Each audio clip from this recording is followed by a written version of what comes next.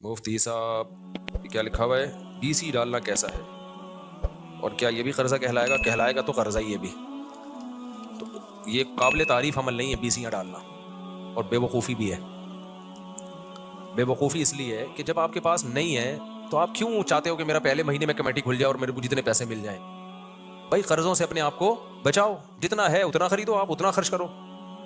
بس جی مل جائے مجھے اچانک, اور ہو سکتا ہے آپ کی کمیٹی نہ کھلے, آپ کی سب سے آخر میں کمیٹی کھلے, تو کتنے جان لڑکی بھی ہے, کتنے لوگوں کے پاس آپ کا پیسہ گھوم رہا ہے ہر وقت کی ڈپریشن. میں نے کوئی کمیٹی والا کبھی خوش نہیں دیکھا, ہر وقت کی ٹینشن, یار اس کو پاس اتنے پیسے اس کی نکل آئی, پتہ نہیں میری کمیٹی نکلے گی اور وہ دے گا بھی. کتنے لوگ کمیٹیاں لے کے بھاگ گئے ہیں. آج ایک بندہ مجھے ملا, اس نے کہا کہ میرے اوپر دیندار آدمی, نمازی, پرہیزگار, کہہ رہا یار میں 10-15 لاکھ کا مقروض ہو گیا ہوں, میں بہت ٹینشن میں ہوں, میں بہت پریشان ہوں, میری مدد کرو. میں نے کہا بھائی میں کیا ہوا کیا؟ مجھے سمجھ رہے تھے کہ بہت بڑے سیٹ ہیں. میں نے کہا کیا؟ کہہ رہے یار میں نے کسی سے قرضہ لے کے انویسٹ کیا تھا بزنس میں, وہ پیسہ ڈوب گیا, اب وہ مجھ سے مانگ رہا ہے.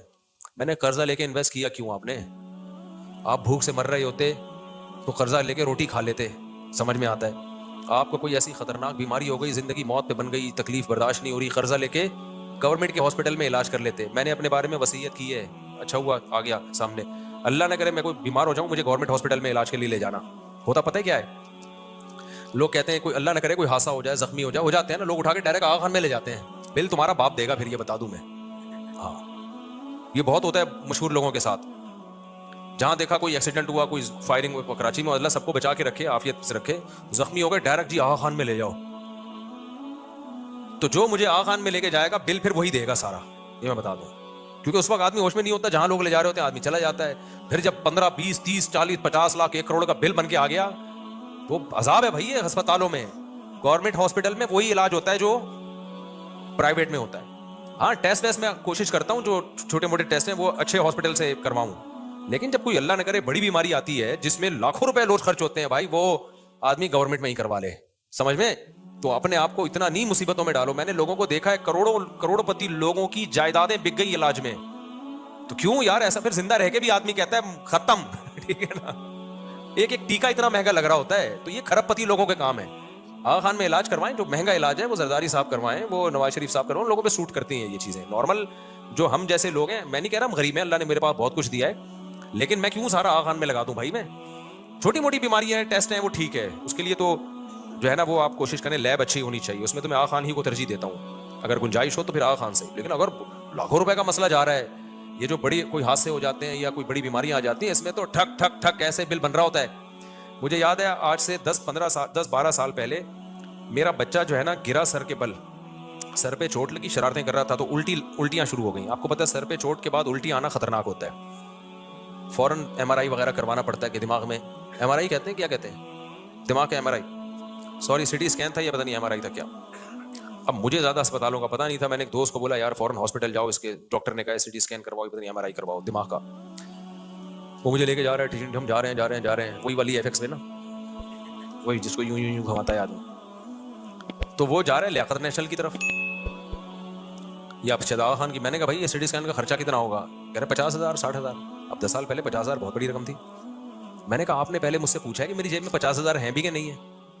کہہ رہے نہیں دیکھیں مفتی صاحب, علاج پہ کمپرومائز نہیں کرنا چاہیے, بچے کا علاج ہمیشہ اچھا ہونا چاہیے. میں نے کہا مجھے مشورے نہیں چاہیے, آپ اس کو اس ہاسپٹل میں لے کے جاؤ جہاں پیسے کم خرچ ہو. میں نے کوئی بھیک تھوڑی مانگنی ہے لوگوں سے یار, یہ بھی لوگوں کی اوقات ہے, اوقات سے بڑھ کر علاج ہو رہے ہیں, پیسے نہیں ہیں تو آ کے بھیک مانگ رہے ہیں. بھائی یہ گورنمنٹ ہاسپٹل ٹھیک ہے, وہ بات نہیں ہے یہاں پہ, لیکن یہ بھی بنے ہوئے ہیں. اپنی چادر دیکھ کے پاؤں پھیلاؤ, آپ فنڈر بننے کی کوشش مت کرو. یہ کوئی طریقہ نہیں ہے کہ جی چونکہ علاج یہاں معیاری نہیں ہوتا میں نے آغا خان میں ہی کرانا ہے اور زکاتیں مانگنی ہے میں نے, تو یہ کون سا طریقہ ہے بھائی؟ میں نے کہا بھائی کیا کر رہا ہے کہیں اور سے. مجھے بڑا غصہ آیا اس کے اوپر, میرے سے پوچھ رہے نہیں ہو کہ آپ کے پاس پیسے بھی ہے یا نہیں ہے. اور اس وقت میرے اگر 50,000 کا بل بنا دیتا نا وہ, میں تو گیا تھا, اس کی الٹیاں ٹھیک ہو جاتی, مجھے الٹیاں لگ جانی تھی وہ.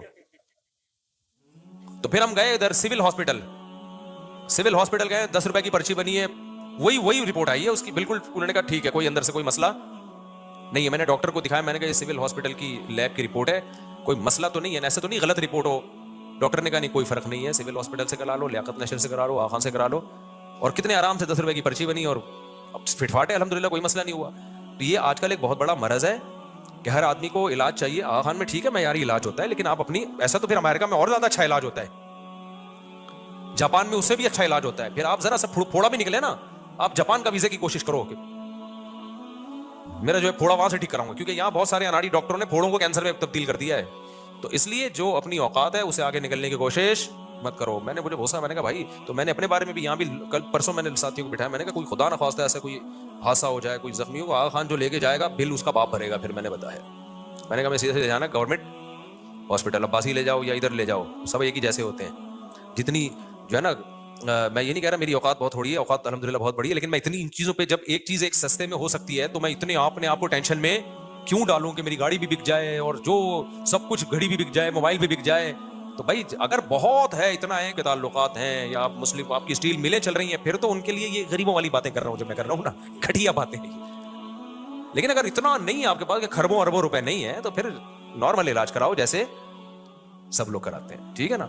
तो इससे ज्यादा आगे बढ़ने की कोशिश ना करो। मैं समझता हूँ सबसे बड़ी टेंशन ये है कि इंसान किसी के सामने हाथ फैला, मार दो यार, हमें जान से मार दो, हम हाथ नहीं फैलाते इंशाल्लाह। मेरी तो ये है कि यार मारने दो मुझे आराम से। हमारी हजरत की भी ये सोचती, बीमार हो जाऊं ना, मारने देना आराम से। तो मैं तो ये, मेरा ये नजरिया, अल्लाह आजमाइश से बचाए, क्योंकि बाज़ दफा आदमी बातें बहुत बड़ी कर रहा होता है, जब आजमाइश में आता है तो उसकी औकात सामने आती है। लेकिन अब तक जो मेरी सोच है वो ये है कि भाई बीमारी में मरने देना, ऐसा खर्चा हमारे ऊपर ना डाल देना कि कल हमें लोगों के सामने हाथ फैलाना पड़े। मौत हमें कबूल है, मरना तो आज नहीं तो कल भरना ही है ना, क्या ख्याल। तो ये नहीं होना चाहिए बड़े बड़े इतने महंगे। तो मुझे अभी मैं बता दूं, अगर कोई मुझे आगा खान ले गया ना, अल्लाह सबको आफियत वाली जिंदगी दे, हमें भी हर तरह की हादसा से बचाए। तो अगर कोई ले जाए ना हादसाती उसमें, हाँ मुझे पता हो कि इतना खर्चा होगा आगा खान में, फिर मैं अपना सरमाया और अपना हिसाब देखूं, एक अमाउंट पता हो ना, फिर मैं फैसला कर सकता हूँ आगा खान मेरे लिए सूटेबल है या नहीं। लेकिन जब ऐसे जख्मी हालत में या कोई ऐसी इमरजेंसी में जाते हैं, पता नहीं होता पेशेंट को क्या होने वाला है तुम्हारे साथ। बिल जब बन के आएगा ना, आदमी के होश उड़ जाते हैं। मैंने अपनी जिंदगी में अपने रिलेटिव्स को देखा है, जायदादें बिक गई, जीरो पे आ गए, रोड पे आ गए, वो सब कुछ इलाज में खर्च हो गया उनका, फिर भी कर्जा उनके ऊपर, सारी जिंदगी उन कर्जों को उतारने में लग गया।